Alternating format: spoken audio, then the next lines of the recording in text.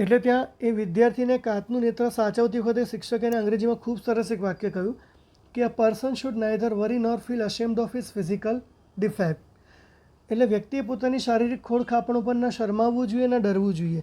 અને એવું પણ શિક્ષકે કીધું કે people laugh at you, tease at you just because not you are handicap, but they know because you are afraid and ashamed of that. એટલે અહીંયા અરુણિમાને બેચેન્દ્રીપાલે ખૂબ સરસ એક મોટિવેશન આપેલું હતું. આગળ જોઈએ. બટ બિફોર એવરેસ્ટ એક્સપિડિશન એટલે સફર, પ્રવાસ. પણ બેચેન્દ્રીપાલ અરુણિમાને કહે છે પણ એવરેસ્ટની આખરી સફર પહેલાં કે અંતિમ સફર પહેલાં you have to prove yourself. તારે તારી જાતને સાબિત કરવી પડશે કે તું સક્ષમ છે ત્યાં જવા માટે. If you climb 21,798 feet high Chamser કદ્દી માઉન્ટેન ઇન લદ્દાખ, કહે છે કે જો લદ્દાખમાં આવેલો 21,798 ફૂટની સમુદ્ર સપાટીથી ઊંચાઈનો ચમસર કગડી પર્વત કે પહાડ જો તું ચડી બતાડે તો આ એક તારી પ્રકારની પરીક્ષા કહેવાશે. તો તું લાયક છે. You will be on your way to Everest. તો તું તારા એવરેસ્ટના સફર તરફ આગળ વધી શકીશ. I successfully completed the expedition. Arunima કહે છે કે મેં ખૂબ સફળતાપૂર્વક આ સફરને પાર કર્યું. By the time we reach the base camp. સમય રહેતા અમે એનો જે બેઝ કેમ્પ છે ત્યાં અમે પહોંચ્યા. સિચ્યુએટેડ એટ ધ 18,000 ફીટ, જે લગભગ 18,000 ફૂટની ઊંચાઈ પર હતો. અને 16 ઓફ ધ 19 મેમ્બર્સ, અને 19 સભ્યોમાંથી 16 સભ્યો, જે 19 સભ્યો ગયા હતા તેમાંથી 16 સભ્યો જે ટીમના હતા હેડ રિટાયર્ડ. એ લોકો ત્યાંથી રિટાયર્ડ થઈ ગયા, મતલબ અધવચ્ચેથી એમને આ સફર છોડી દીધું હતું, એમને આગળ જવાનું સ્વીકાર્યું નહોતું. 19માંથી 16 જણે 3 જ વધ્યા હતા. અને ત્યારબાદ કહે છે બેચેન્દ્રીપાલ greeted me at the base camp. અને એ પહાડના બેઝ કેમ્પ ઉપર બેચેન્દ્રીપાલે મારું અભિવાદન કર્યું. શું કહીને? ખૂબ સરસ છે, અંડરલાઇન કરશો. મેરી શેરની, મારી શેરની. She said and took me in her warm embrace. અને આવું કહી તેણીએ મને ખૂબ પોતાના હૂંફ ભરી બાહોમાં લઈ લીધી. ઇમ્બ્રેસ, બાહોમાં લેવું, હગ કરવું જેને કહેવાય. In the evening બેચેન્દ્રીપાલ announce that. તે જ સાંજે બેચેન્દ્રીપાલે એવી જાહેરાત કરી કે I was finally ready for Everest, કે હવે આ કસોટી પાર કર્યા પછી તો એવરેસ્ટ માટે તૈયાર છે. She also assured me that she would talk to the officials at Tata Steel for sponsoring my Everest dream. બેચેન્દ્રીપાલે મને એ પણ મદદ માટે જણાવ્યું કે તેણીની જે ટાટા સ્ટીલ કંપની છે એના ઉચ્ચ અધિકારીઓને આ જે મારું એવરેસ્ટનું સપનું છે એને સાકાર કરવા માટે મને પ્રાયોજિત કરવા, એટલે આર્થિક સહાય કરવા માટે વાત કરશે. સ્પોન્સર એટલે ને આર્થિક સહાય આપવી કે મદદ કરવી. અવારનવાર ફિલ્મ કે ગીતોમાં આવે છે કે this song or this movie or this ad is sponsored by, ના દ્વારા આર્થિક રીતે પ્રાયોજિત હોવું. વિદ્યાર્થી મિત્રો, એવરેસ્ટ જેવો પહાડ જ્યારે ચડવાનો આવે ત્યારે તે પહાડ ચડવો કંઈ નાનો મોટો કે બચ્ચાના ખેલ નથી. એક એ વાત થાય છે શારીરિક ક્ષમતા અને તાકાતની, પણ બિસાઇડ્સ એ ઉપરાંત આર્થિક ક્ષમતા અને તાકાત પણ હોવી ખૂબ જરૂરી છે. કેમ કે આવા પહાડો ચડવા માટે વપરાતા જે સાધનો છે, ખાસ પ્રકારના બૂટ, ક્રેમોન્સ જેને કહેવાય છે, ખાસ પ્રકારનું વેલ ઇન્સ્યુલેટેડ સ્યુટ જેને કહેવાય છે, હવાચુસ્ત પોશાક, ઓક્સિજન સિલિન્ડર્સ, આઈસેક્સ કુહાડી, નાયલોન રોપ, આ બધા જે જરૂરી સાધન સામગ્રી છે ખૂબ કિંમતી, ખૂબ મોંઘા હોય છે. અને એ સંજોગોમાં જો કોઈ પ્રાયોજક મળે, કોઈ સ્પોન્સર્ડ મળે તો એ વધુ સરળતાથી સર કરી શકાય છે. હવે આપણે 3 સીન જોઈ ગયા છે. Let's go to the final scene. Scene number 4. I arrived at Everest base camp on 11th April 2013. હવે એવરેસ્ટનો જે બેઝ કેમ્પ છે ત્યાં 2013 11 એપ્રિલના રોજ હું આવી પહોંચી, મતલબ એવરેસ્ટ સ્ટાર્ટ આઉટ કર્યું છે. Near about 2 years had passed since I was thrown out the moving train. અને હવે આ સમયે મને ટ્રેનમાંથી ફેંક્યાના 2 વર્ષ વીતી ચૂક્યા. વિદ્યાર્થી મિત્રો, સીન 3માં જોયું કે ટ્રેનમાંથી ફેંક્યાના લગભગ 1 વર્ષ પછી તેણીએ પર્વતારોહક તરીકેની તાલીમ શરૂ કરી.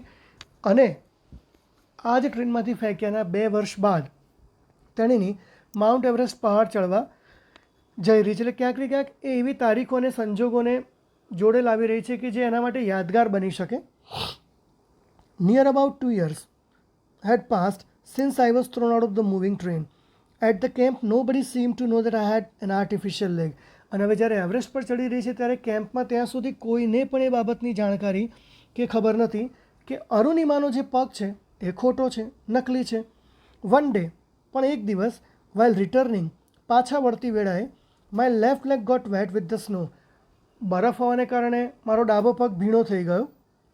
Because I had slipped a couple of times on the slippery surface, કેમ કે જે લપસી જવાય એવી જે સરફેસ હતી, સપાટી બર્ફીલી, ત્યાં ઘણી બધી વાર તે લપસીને પડી ગયા હતા, કારણ કે બર્ફીલો પહાડ છે અને થોડી પાણીનો પણ ભાગ રહેલો હોય એટલે પગ લપસી જાય, અને નકલી પગ હતો.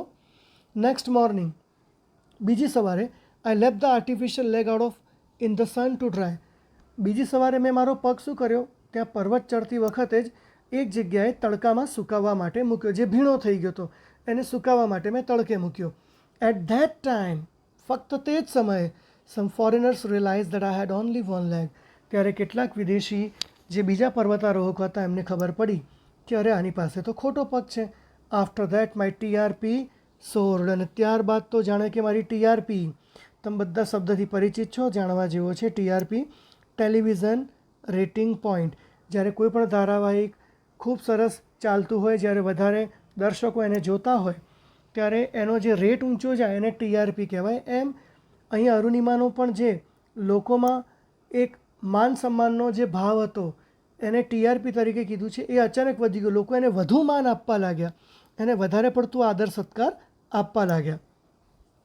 In my final expedition to Sagarmatha, જેને આપણે માથા કહીએ છીએ, હવે મારી આખરી સફર કે જેને સાગર માથા કહેવાય છે, કૌંસમાં આપ્યું છે, જેને કૌંસમાં કહેવાય છે હેડ ઓફ ધ સી, એનો મતલબ સમુદ્રનું માથું, સાગર માથા.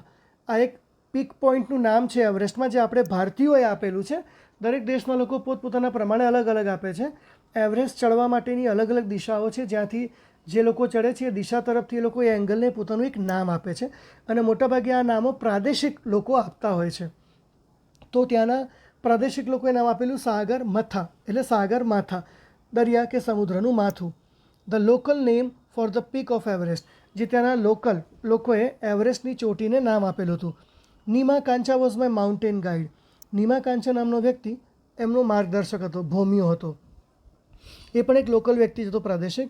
હી was a nice and helpful Nepalese man, તે ખૂબ સરસ અને મદદરૂપ થાય તેવો નેપાલી વ્યક્તિ હતો. Who use to scold me at times when upset, અને એ અવારનવાર મને ઠપકો આપે, એટલે મીઠો ઠપકો આપે જ્યારે જ્યારે હું અપસેટ, નિરાશ, હતાશ કે ઉદાસ થતી, એટલે મોટિવેશનલ ઠપકો જેને કહેવાય. The last track to the peak of Everest began, હવે એવરેસ્ટનું શિખરનું છેલ્લું સફર મારું શરૂ થયું. ઇટ વોઝ વેરી ડેન્જરસ, ખૂબ ખતરનાક હતું. નેરો પાથ, વળી સાંકડો રસ્તો. આઈ સ્લીપ્ડ એન્ડ ફેલ વન્સ, એકવાર તો લપસીને હું પડી પણ ગઈ. Even my oxygen was running out, વળી મારું ઓક્સિજન પણ ધીરે ધીરે ઓછો થઈ રહ્યો હતો. I was struggling with my paining leg, મારા વેદના સહ પગ સાથે હું ખૂબ જ તકલીફ અનુભવી રહી હતી. My Sherpa said I must quit, Sherpa એટલે એ જ જે એનો ભૂમિઓનો ગાઈડ જેની સાથે હતો એને શેરપા કહેવાય. તો મારા શેરપાએ મને કીધું કે ચાલ તું છોડી દે, મૂકી દે, આપણે પાછા જતા રહીએ.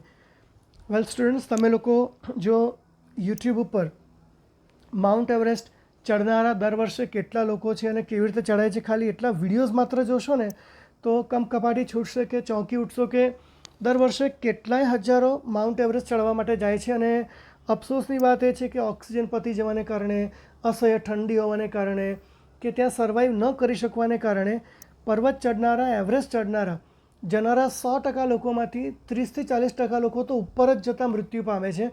અને કથળેલી પરિસ્થિતિ એ છે કે એમની ડેડ બોડીઝ પણ પાછી લાવી શકાતી નથી, ત્યાંને ત્યાં પડેલી જોવા મળતી હોય છે.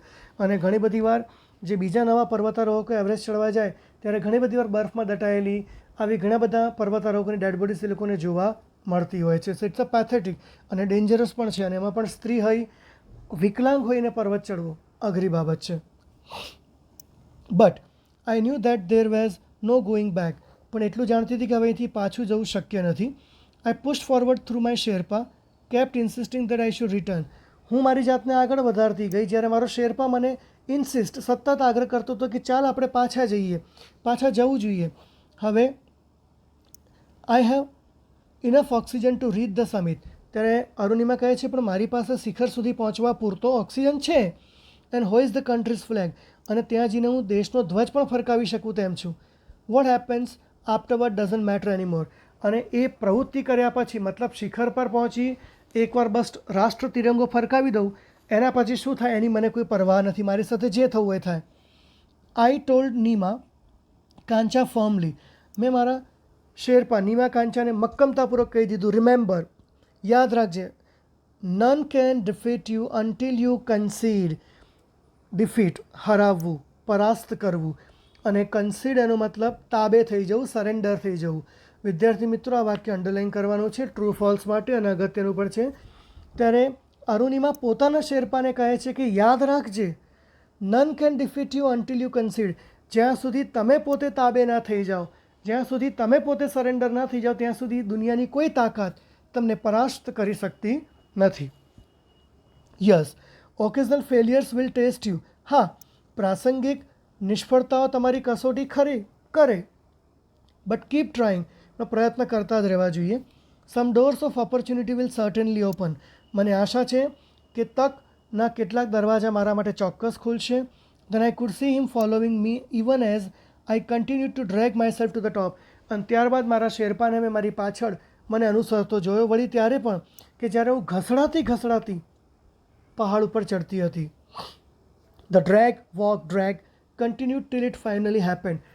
ઘસડાવવું, પાછું ચાલવું, ઘસડાવવું, આ છેક સુધી મારી પ્રવૃત્તિ ચાલી જ્યાં સુધી હું શિખર પર ન પહોંચી. અને હવે કહે છે the top is a small 20 by 20 ice table.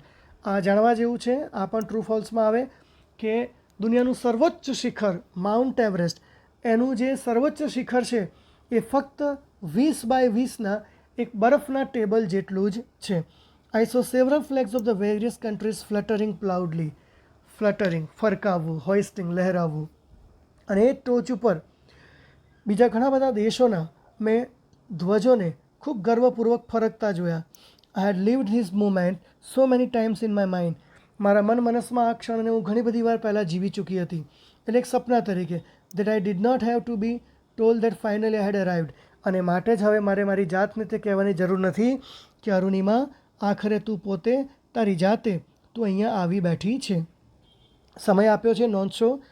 At 10:55 AM on 21 May 2013. તારીખ છે અગત્યની, સવારે 10:55 21 મે 2013ના રોજ I was on the top of the world.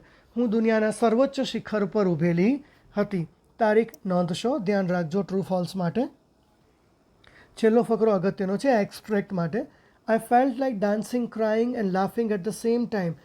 હવે અરુણિમા કહે છે ખબર નહીં પણ સાલું આ એક જ ક્ષણ એવી હતી જે એક જ ક્ષણે મને એક સાથે 3 ભાવ વ્યક્ત થયા, લાગણીઓ જાગી કે હું નાચું, રડું કે હસું. તો આ ત્રણેય ભાવો મારી અંદર એક સાથે જાગૃત થયા કે હું નાચવા લાગું, રડવા લાગું અને હસવા લાગું. My mind was kaleidoscope of emotions. અને માટે આ ત્રણેય ઘટનાઓ જ્યારે એક સાથે બની તો અરુણિમા કહે છે જાણે કે મારું લાગણીઓ, જે મારું મગજ છે એ લાગણીઓનો કેલિડોસ્કોપ બની બેઠો હોય તેવું મને લાગી ગયું. કેમ કે વિદ્યાર્થી મિત્રો, ડાન્સ કરવું, ક્રાય કરવું અને લાફ કરવું આ ત્રણેય ડિફરન્ટ એક્ટિવિટી અને રિએક્શન્સ છે. અને કેલિડોસ્કોપ એટલે ખબર છે સાયન્સમાં વપરાતું રંગબેરંગી પ્રકાશના કિરણોને બતાડતું એક યંત્ર કે સાધન. It is a kaleidoscope. Everyone has a reason to be alive. હર વ્યક્તિ પાસે જિંદગીમાં જીવવાનો એક કારણ, એક મૂળભૂત તર્ક હોય છે. મે બી ધીસ વોઝ માઇન્ડ. કદાચ મારા જીવવા માટે આ મારું હશે. I held my flag and raised both my hands high up to the register my country's record. મેં મારો ધ્વજ ફરકાવ્યો અને મારા 2 હાથ એવરેસ્ટની ટોચ પર ઊંચા કરી અને મારા દેશનો વિક્રમ મેં ત્યાં નોંધાવ્યો કે સ્થાપિત કર્યો. તો આ હતા Arunima Sinha. I hope you got it well. અને મેં અગાઉ પણ કહ્યું છે કે please do keep listening this videos as much as, અને ટ્રાન્સલેશનને સમજવાના અને વધારે પડતા એને યાદ કરવાના પ્રયત્ન કરજો as it is the part of essay. Thank you. બાકીની ફર્ધર વસ્તુ આગળના વિડીયોઝમાં મળશે. Have a good day.